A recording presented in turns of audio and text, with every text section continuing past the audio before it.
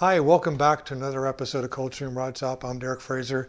In this week's episode, we're going to carry on working on some of the stuff on the 32.5 Window Coupe. We kind of finished up most of the major stuff. There's a few little things left to do. The owner has asked me to fit in this minivan seat. What we've done before, we've taken the minivan seats, we've modified the bottom legs, and we put them on sliders. I've ordered some sliders, so if they're in on time, we'll start fitting that into the coupe. There's garnish moldings. I'm not sure yet. He may or may not want me to work on those, but we'll see. Eventually we will, but we'll carry on with whatever we can do on it. The 35 chassis could not get delivered last week for the 35 pickup bed. I'm told it's coming this week, so if it does, we'll put the box on it. And then for the camera lady's Roadster, I've ordered a tachometer driver. Hopefully that's going to fix the tack on that. If that comes in, we'll put it in. And then there's a couple upholstery panels we'll start working on that as well. So we may do every one of those things, none of them in something else, but right now that's on the list of things to do. So follow along and see what we get to. Back working on Elle's coupe. I got a little bit ahead of myself again before I started showing you what I was up to. But right now what I'm doing is I'm trying to fit the minivan seat into the coupe. What I've done so far, that is the minivan seat upside down. Over here are the brackets that were underneath the minivan seat. So far I've been playing around with cutting them down, setting it inside of the coupe here, and then kind of sitting on it to see if we get the right height. And then the owner of Elle's coupe, he was here, sat in it, and we did some wash, jacked the back up, the front up, and kind of ultimately kind of got the right rake to the seat, which ultimately turned out to cutting the brackets down to the stage. So we've removed the wheels that came off of the original one, took another section out of the bottom to lower it even further. And this is kind of consistent with how much I cut off of the bottoms of the brackets when I did Brenda's Roadster as well. What we're also going to do, I've bought these aftermarket sliders. So there's a left and a right. So there's a left, and I think there's a right in there. So what we want to be able to do is move the seat back and forth. There is an adjuster that goes in between the two of them. These sliders came off of a bucket seat that I bought for a bucket seat, but it actually works really well with these small seats. So what I'm going to do now, I'm going to put these brackets back on the seat there. I'm going to put the seat in the coupe. And then what I'm going to have to do is I've had to go get some metal here because I've got to weld this metal underneath this bracket. So then this will sit on here, and then I'll need another piece of this underneath there to bridge between these two supports. So if you didn't follow all of that, I'm going to show you here in a couple seconds once I get everything dummied in place. And once I get it dummied in place, I'll tack it, take it back out, and then weld it in place. So there is a seat just sitting in place right now. These sliders, I welded the 1.5" by 1/8 plates top and bottom. They're welded in place against the sliders, but the bracket itself is not welded to the sliders just yet. So this is kind of what I was talking about. You can see the 1/8 across the bottom, the slider in the center, the 1/8 plate across the top there. And then what I'll do is I'll tack weld this bracket to here, and then I'm going to mark these holes here. Now what I've done, I've made it so that the seat can still go back another full inch. Now physically it can't right now because the package tray is here, but in the event that the owner wants to take the package tray out, he can still move it back another inch. And then ultimately you could take the brackets out and move it back further still. But like right now, I sat in this earlier. I'm just over 6'2". I sat in that seat, and actually it actually fits me quite well. I'm not too close to the front dash of the windshield. I'm kind of happy where it's at. So like I said, what I'll do now, I'm going to tack the brackets in, drill some holes. We'll do another sit into it, see how it feels, and if everything is good, we'll finish weld everything. So there's a seat with the brackets welded in. We've got the adjuster on the bottom here to slide. Widen that up, fits in place, it works. Right now though, I've got an issue. It comes forward about 4 inches, which is good. It's more than what we need.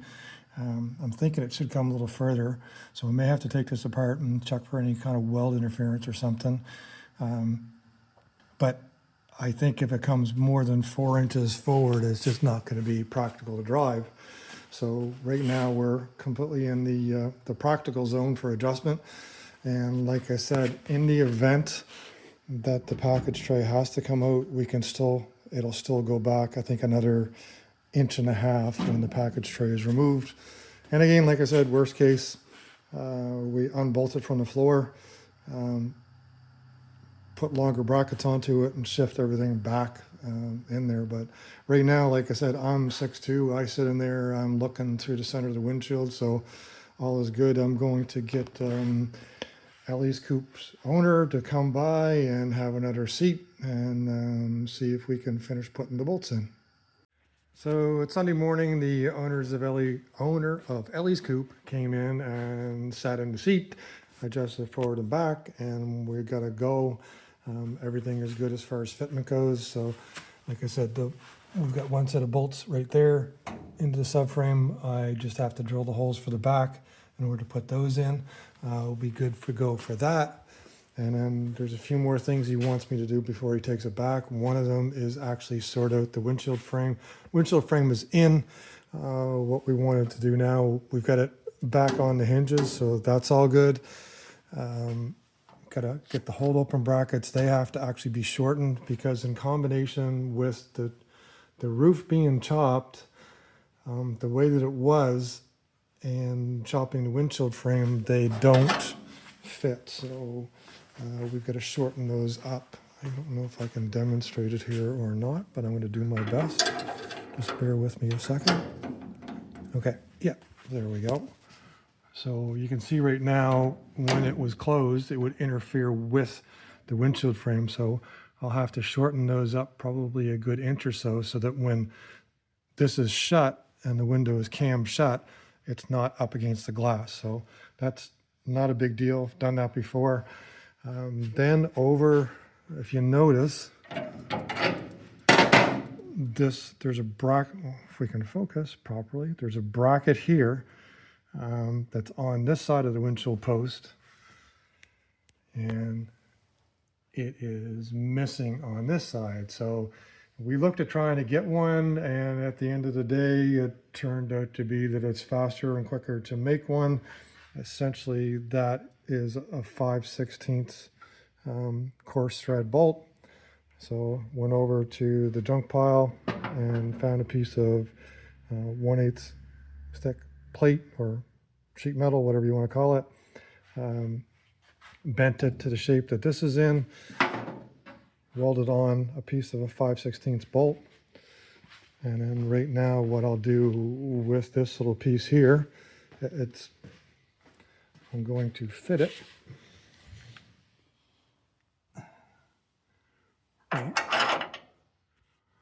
So it's going to go right in there. So what I'll do is I'll drill some holes here. I'm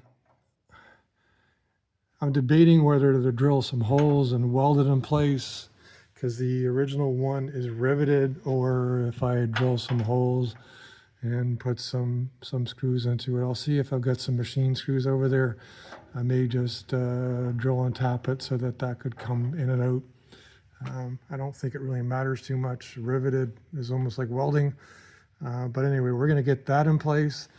And then what I'll do is I will cut these reproduction hold open things, and then we'll get the windshield frame open and closing without messing with the glass. So after playing around a little bit, I tried shortening up this arm the least amount that I could. That's kind of what I came up with. This is a steel chrome plated piece, so I can't re-chrome plate this unfortunately, but we've cut it. Probably we'll put some clear or something on it, or maybe polish it a little more later. But right now, that is, I think, the best that we can do. So it's not going to touch the glass, but it's as long as we can make it. And I welded this piece in place. I decided to weld it since it's pretty much going to be in permanently, and just basically kind of made my welds look a little bit like a rivet. I've got to clean that one up a little bit, make it a little prettier, but basically emulate a weld. That way it's not going to come loose. So what I'll do now, I will cut this one up the same as that one. I'll double check the sides because they actually could be different. If it's the same, I'll cut this one up the same way as that, get some screws in here and stuff, and then we'll have the windshield frame basically in place and kind of operational. So there's both of the windshield adjusters or tracks in place right now. One thing I should point out, that if we were really to do this the right way, because of the way that it was chopped, this piece or this stud should actually be relocated down to here so that they're opposite each other. Then you kind of have a better camming or a locking motion in place. The stud will come in here, but we didn't want to modify them any more than what was already done, so we kind of left them in place like this.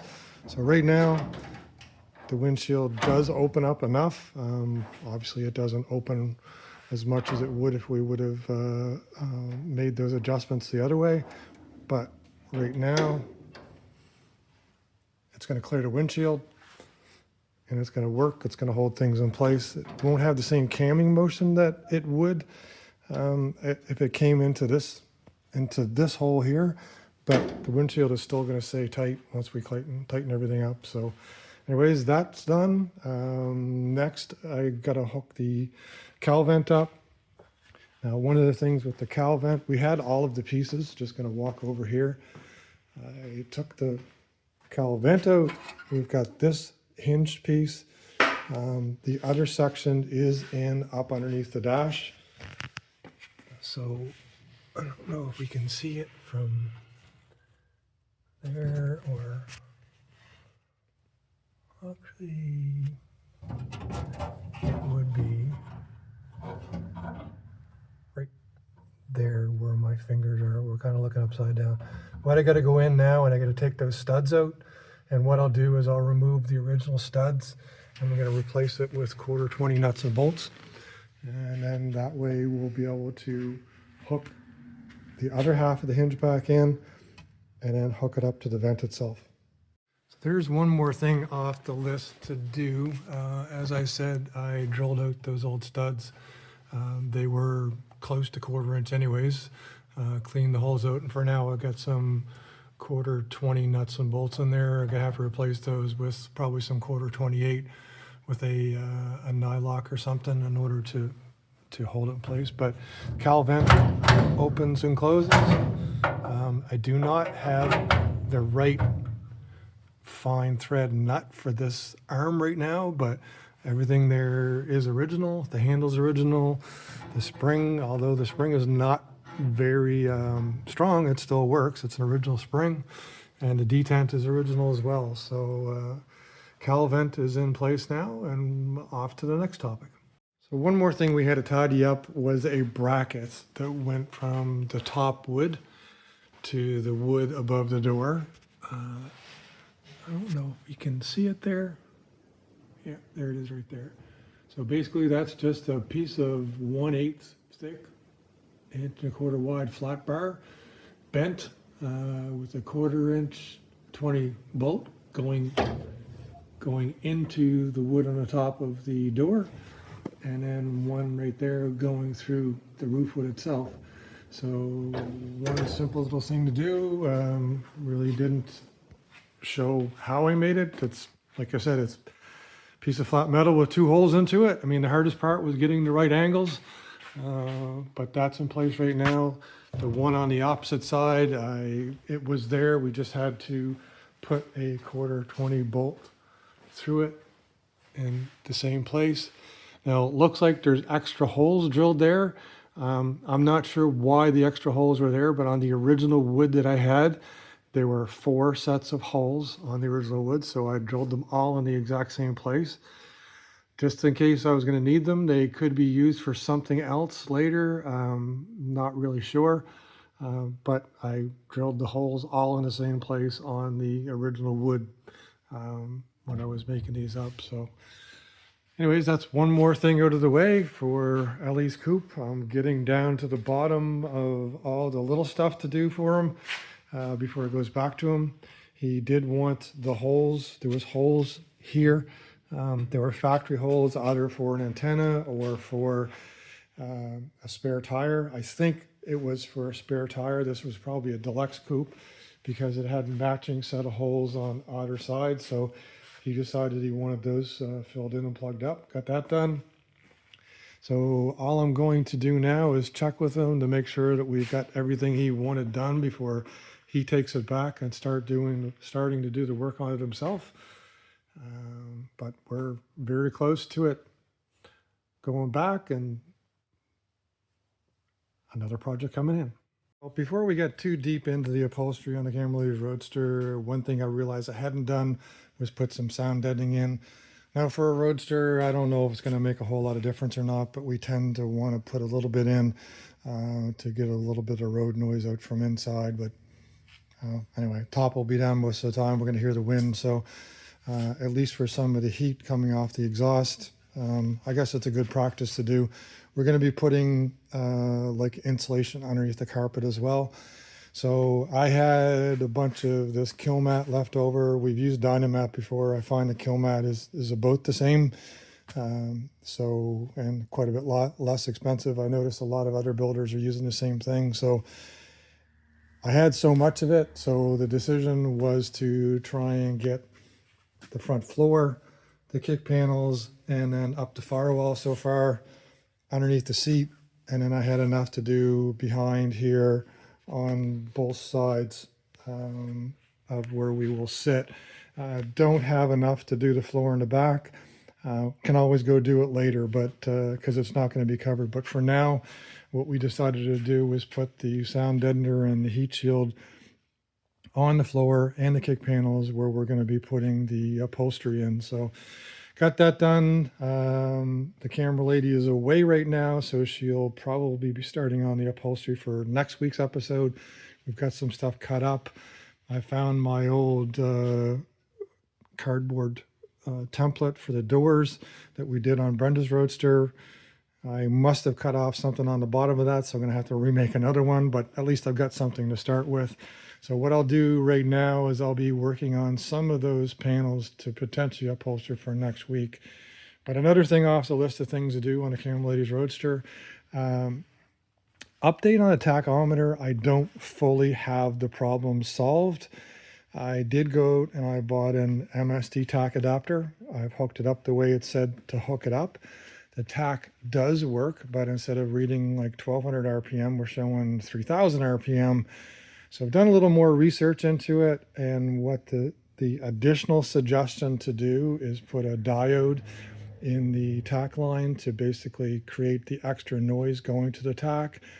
The problem seems to be emanating from the fact that we're using a magnetic pickup in the Pertronix distributor, which is not compatible with the traditional tachometers like we have here. So apparently the tack adapter here will put something called a square wave into it and sends a signal. So we have a signal going to the tack. Now we got to clean it up.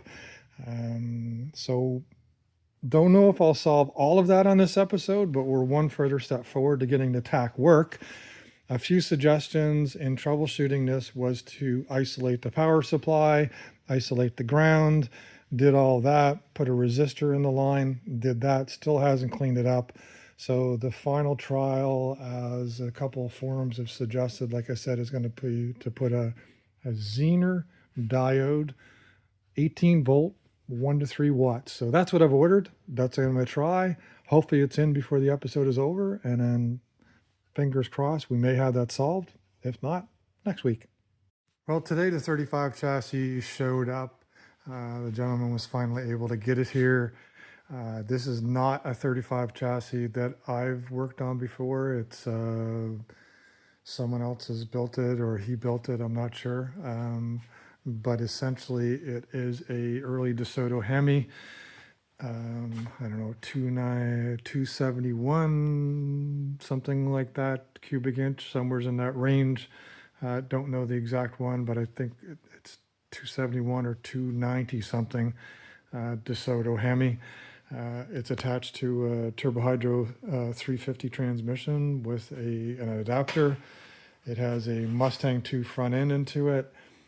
From what I can see, this looks like chassis engineering stuff. It's all bolt-on. The front end Mustang 2 kit is bolt-on. Engine mounts are bolt-on. The cross member to attach the Turbo-Hydro transmission is a chassis engineering bolt-on kit. The brake pedal and arm and whatnot, the same thing, chassis engineering bolt-on kit. And then in the rear end, it's dual leaf springs, again, chassis engineering bolt-on kit with the shocks mounted across the original rear cross member. So this gentleman has lots and lots of old hot rod parts, been collecting for years, tons of projects. I don't know how many we've done for him, and we'll probably do a few more. So right now the goal is to put the box on this frame. There's two things I have to do. I have to drill the forward hole, move the forward hole 6 inches shorter, because that bed, there's 6 inches out of the front of it relative to a stock one. So this bracket is moved back. And also, since we're going to put the bed on, I've got the fuel sending unit I'm going to put in before we put the box on it. But I think that's all we're going to do, is basically just kind of introduce it and show you what's going on with it. We're going to put the box on it, sending unit in, bolt it down, put the wood in, and I think it's leaving in a day or two. He's going to come back and get it and take it up to the other gentleman who is working on this stretched 35 pickup cab. So there's a 35 pickup bed on the 35 chassis. We've got her all bolted down, got all the wood put in place, the battery box is in there, all the stainless steel strips are in place. The black strip across the back, the cover that goes underneath the stainless steel strips is in. Everything is ready to go. That, to the best of my knowledge right now, is all that we're supposed to do to this one. So this chassis and box should be leaving here in the next couple days. There's nothing else we're asked to do. I think that it's going to go up to another shop where they're putting the 35 stretch cab onto it. And I'm working on the rest of the project, and then the owner of this is going to bring me something else. Hasn't said what, but there'll be something else coming in the shop after this one goes out. So a little update on the Camera Ladies Roadster. It is now not running. Was messing around with the tack driver as I was describing earlier. The tack was running at very high RPMs. Sourced a Zener diode to put it in line. That didn't solve the problem. Then it stopped working. Messed around. I actually wired up another tack to see if it would work, and didn't work. Then all of a sudden the engine just died. So got power and everything else going to the coil. Everything like that is fine, but no spark whatsoever. And conclusion I have right now is that it's either the distributor or the coil. I know with some of the Pertronix distributors, if you leave those magnetic pickups on too long, or if they see too much voltage, they can crap out on you. So at this stage, I am looking at sourcing like an MSD distributor, one of the ready-to-run ones with the boards inside, which is basically the same thing. We've got the All-Star distributors in both of the other vehicles, which are MSD clones of the same distributor with the same MSD coil. They run perfectly fine. So what I think I'm going to do is actually try and get the real deal MSD with the same package and put that in here, because right now we've got power to the coil, no problem, but now no spark whatsoever, just won't run. So always something when you're messing with this stuff and troubleshooting and everything else, but right now, Camera Lady's Roadster is not running. So a little more drama. The Camera Lady's Roadster is running again. Did some more troubleshooting. Looks as though I blew a fuse. Replaced the fuse. I took the power supply out for the tach driver. I think I'm still going to go back with the standalone MSD distributor with basically the same coil as what I have on this. One thing I discovered is that the tach will work if I attach the tach wire after it starts up. If I have the tach wire on the coil when I start it up, no work. If I take that tach wire that's hanging off there right now, this one, and I attach it to the coil, tach works perfectly. So it's still something not quite right. Seems a little bit extreme for me to go to replacing the distributor and the coil just so that the tach will work, but I really like to have everything working, so that's the way we're going to go.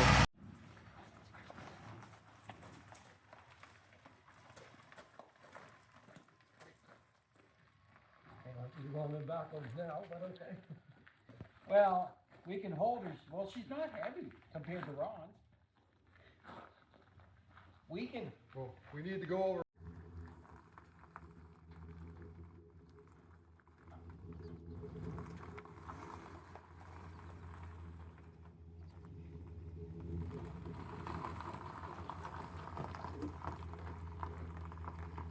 That's good.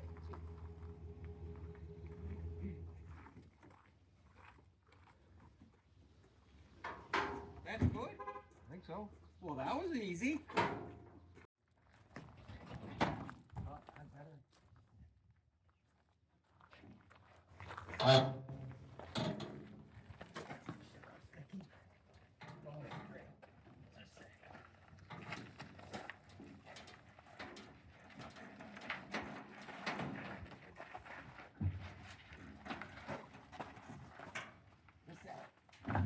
There. Ready?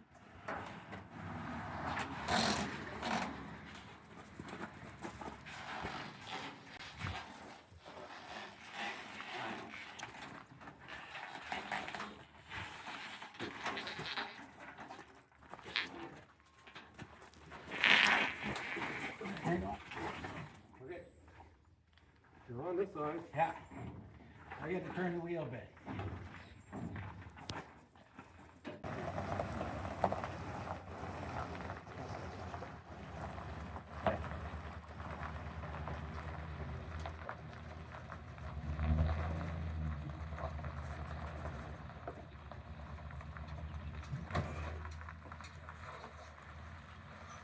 So there goes another one.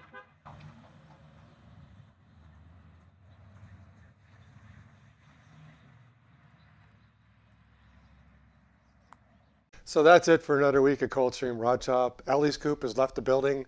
It's gone back to the owner's place. He is going to do some more work onto it and push the project to the end. He's got a couple other cars, so we've helped him along as far as we can on that particular project. The 35 pickup chassis and box is ready to go at the door. It's going to be tomorrow or the next day it leaves. It's going to go on to the next step. So the working garage is going to be empty.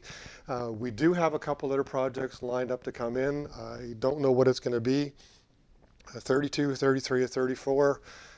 Something is going to come in. I just don't know exactly which one. So it's going to be a surprise for me and a surprise for you when it shows up. And as well on the Camera Lady's Roadster, like I had said previously in this episode, I struggled a lot with getting the tach to run. The conclusion is that the Petronix distributor and this coil is not that compatible with the tachometer as much as I tried with the different things. I actually don't want to have a hornet's nest of a bunch of wires trying to make something work that's not going to work. So what I've resorted back to is I'm going to buy the MSD standalone distributor, the matching MSD coil, which I know will work. It's ordered, it's coming in. We should have it in place next week. That'll be solved.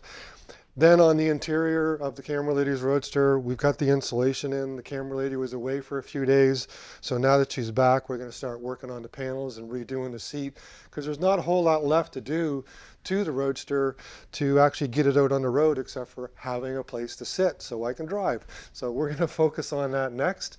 But anyways, that's it for this week at Coldstream Rod Shop. Hopefully you enjoyed. Please like, share, tag, and subscribe. Come on back next week and we'll be working on something 32, 33, 34 Ford. Everybody take care. Have a great week.